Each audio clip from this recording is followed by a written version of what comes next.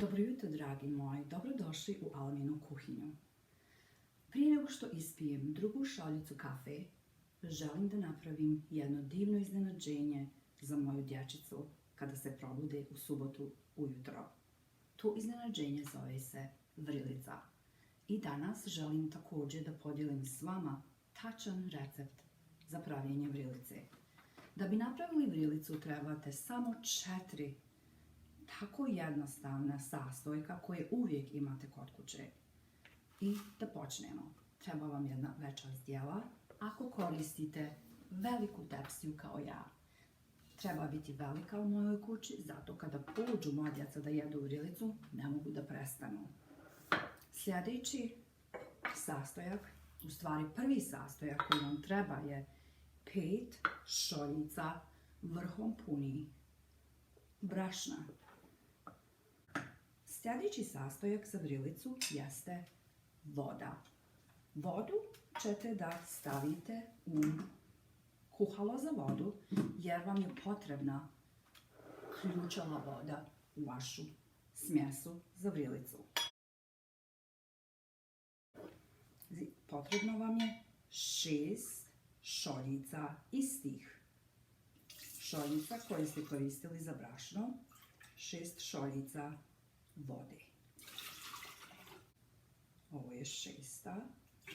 šoljica hladne pitke vode koju ćete staviti da proključa. I dok čekamo da proključa voda, potrebna vam je jaka kuhača koju ćete koristiti za miješanje tijesta za vrilicu. I sljedeći sastojak je sol. Jedna mala puna kašika vrhom, puna kašika sol. Promiješate malo da se izjednači sol i brašno dok voda ne proključa. Još jedan sastojak koji vam treba je ulje. Da bi pouljili tepsiju u koju ćete da stavljate vrilicu, u stvari tijesto, i treba vam malo više ulja. I to je to. Samo vam treba, znači, 4 sastojka da umiješite vrilicu. Ulje, brašno, sol i voda. I to je to. Sada samo kada nam priključa voda, mi ćemo da sjedinimo zajedno sve u ovu lijepu zdjelicu. Kada čujete da je voda proključala, onda sipate polako u vaše brašno, u sredinu brašna, da se izjednači voda i brašno. Da bude jedna kompaktna smjesa, da možete lijepo da je razvaljate u tepsiju. Sada za kraj ćemo samo još malkice da pobrašnimo.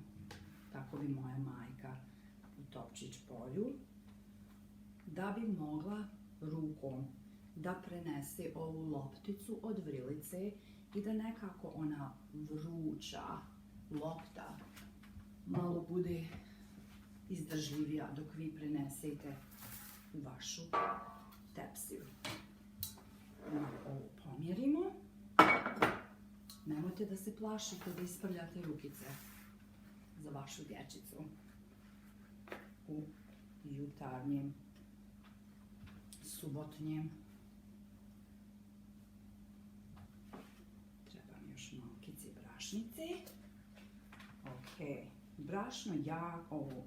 Sada brašno koje ste mi stavili na tu loptu vam pomogne mnogo da oblikujete tu jednu lopticu od vrilice. Vidite, kad se malo više vruće, ali brašno koje ste posuli pomaže. Sada ovu loptu, vidite lopticu, stavite u ulje, nauljenu tepsiju i onda je malo izvaljate po tom ulju. Tako. Sada ova loptica mora da se rasplješći po tepsi jednako, ravnomjerno, da nije na jednom mjestu malo više, na drugom malo manje, znači da bude jednaka. Predivno. Jedva čekam da zamiriše i da probudi dječicu, suboticu i da krene subotica sa najljepšim ukusima naše vrilice, koja je za mene potekla iz jednog seoceta pored Zenice, Topčić polje. Veoma popularno jelo za doručak, koje i danas dan moja djeca vole da jedu. Malo ćemo da operimo rukice koje su tako jako prljave. Sljedeći korak u vašoj vrilici je ukrašavanje vrilice. Znači, mogu da vam pokažem kako to izgleda kada ste raspleskali po čitavoj tepsi. Uzet ćete kašiku, ovo je originalna verzija od moje majke iz Topčić polja kako se pravi vrilica. I onda uzmete i pravite šare na vašoj vrilici ili zalogare, kako god hoćete da ih zovete. Ako vam se ne sviđaju ove šare, vrilica je od tako lijepe smjese da možete ponovo da ispleskate i da napravite cvjetiće, drvenice, srcar, što god želite, čak i ime, ako želite da ispritate na vašoj vrilici. Evo, pogledajte, veoma jednostavno. I kada ste ugrijali u vruću remu, treba da bude vrela, znači šporet za loženje, nema termometra na sebi.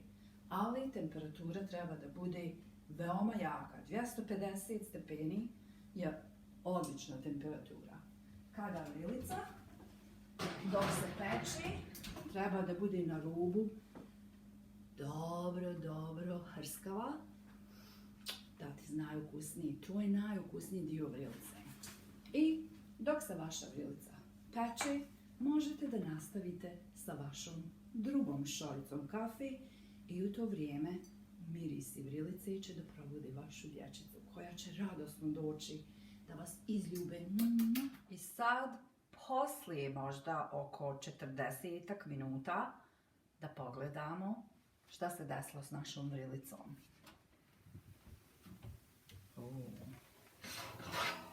Pa, ovo je idealno. Pogledajte ovu bojicu okolo. Šta je sljedeće? Pripremate polivalo sa mlijekom, mlijeko i sol. I dobro zalijete vrilicu, dobro je polijete. Nek pliva u mlijeku. I zatim, da bi se skroz omekšala, da bi bila mekana ko duša, vratite je u remu još nekih 5 minuta. Da vidimo. Kada smo otprilike držali 5 minuta, izvadimo. Pogledajte. Idealna vrilica. Sljedeće, dosta pavlake.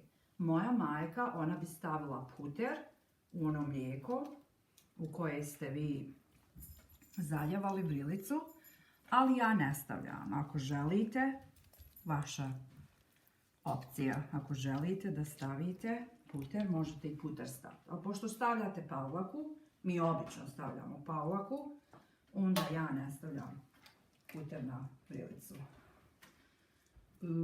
Kako može biti vrilica bez pavlake? Nema šanse. Jedno čekam da se djeca probude i da se krene jesti ova lijepa vrilica. I da sad malo isprobam. Vidi, gledaj.